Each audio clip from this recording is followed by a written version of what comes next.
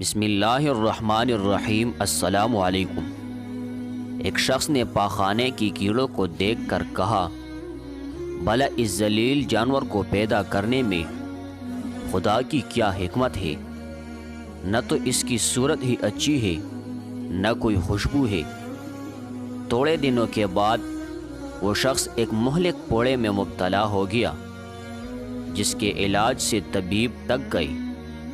ایک دن ایک طبیب آیا اور اس بوڑھے کو دیکھ کر کہنے لگا کہ اس بوڑھے کا علاج ایک ہی ہے، اور وہ یہ ہے کہ پاخانے کا کیڑا لایا جائے اور اس آگ میں جلا کر اس کی راکھ سے ایک مرہم تیار کی جائے۔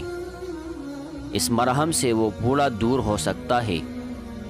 چنانچہ پاخانہ کا کیڑا لایا گیا اور اسے جلا کر اس کی راکھ سے مرہم تیار کیا گیا اور اس کے زخم پر لگایا گیا تو اس کا زخم اچھا ہو گیا۔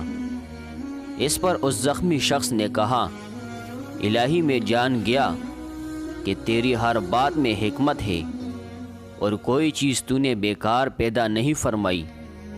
جو کہ میری نظر میں حقیر و ذلیل تھا، وہی آج عزیز ثابت ہوا۔ سبق: اللہ تعالیٰ نے کوئی چیز بیکار نہیں پیدا فرمایا۔